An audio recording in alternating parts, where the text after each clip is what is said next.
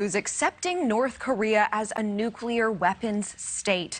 A blitz of missile testing out of that country, including the launch of 2 long-range cruise missiles reportedly capable of carrying tactical nuclear weapons. State media reporting North Korea's leader oversaw that launch, which he called a successful demonstration of his military's expanding nuclear strike capabilities and readiness for war.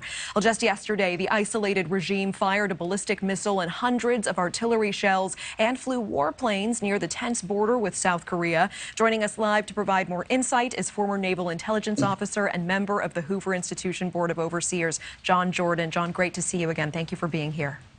My pleasure. Yesterday's missile launch was North Korea's 15th missile launch since it resumed testing activities last month. How concerned should we be about what we've been seeing this week, particularly the launch of those long-range cruise missiles and threat of nuclear weapons? Well, North Korea is back in the missile testing business in a big way. They have now broken in 2022 their previous record of 2016 and 2017 in terms of testing. Moreover, it's the type of weapons that North Korea is testing that are so scary. They're testing intercontinental ballistic missiles and medium-range missiles. That type of weapon they have not tested since 2017. They have a ways to go, however, in terms of mating that with a deliverable nuclear weapon, one that's miniaturized and one that can be detonated remotely on a missile, which is actually kind of hard to do. But they're back in the testing business for real, and they want the world to know it. They're under an enormous economic pressure, and they want to leverage the world's preoccupation with nuclear weapons in Ukraine to get some concessions of their own. Well, just last month, the vow was made that if any attempt is made to remove Kim Jong-un from power, that it will lead to a nuclear counterattack. Is the fact that others in his regime will have access to nuclear codes concerning? Yeah, and that's a big part of it. That's a lot of what comes out of Pyongyang is intended for a domestic and North Korean audience as it is for a Western one. And this would appear to be such a case. I do want to, with the time we have, move on to the Russian war in Ukraine, entering its 8th month soon. A particularly disturbing claim from the UN that Russian forces are carrying out sexual assault and rape as a strategy against Ukrainians. The UN official saying that women have been testifying that Russian soldiers are equipped with Viagra. What do you make of this report? Well, this is apparently the Russian way of war. It's to break the will of civilians, and that's why they're going after civilian infrastructure to make sure, and this is put by members of the Russian Duma, that Ukraine spends the winter dark and cold. So that's really what they're trying to do, because they can't win on the battlefield, so they're trying to break the will of the Ukrainians and the will of the West to support them.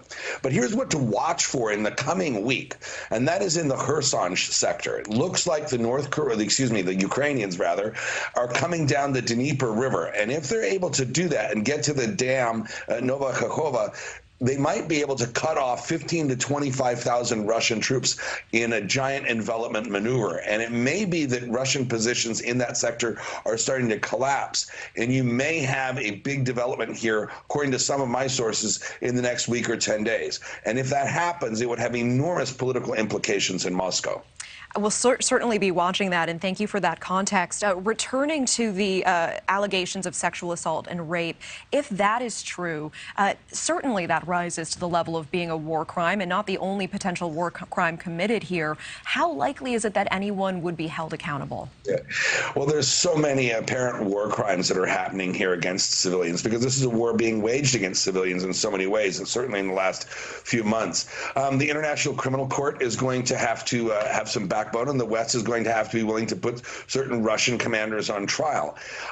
Whether or not this goes all the way to Putin is kind of reminiscent of what happened in the Second World War with Japan. We weren't willing to try the emperor because we didn't want to destabilize Japan and have to have 3 million troops there. So the West may have to content itself with the heads of certain Russian commanders. Now, interestingly, this week, it was pointed out in some media outlets that Ukrainians may be willing to hand over certain Russian leaders or Russian prisoners to the ICC. This might be a big escalation and might be something that the West might not be willing to do in terms of what it would Putin's possible reaction. So there's a fine line to be walked there, at least while Putin is in power. A fine line indeed. John Jordan, thank you so much for your insights and time. Appreciate you. My pleasure.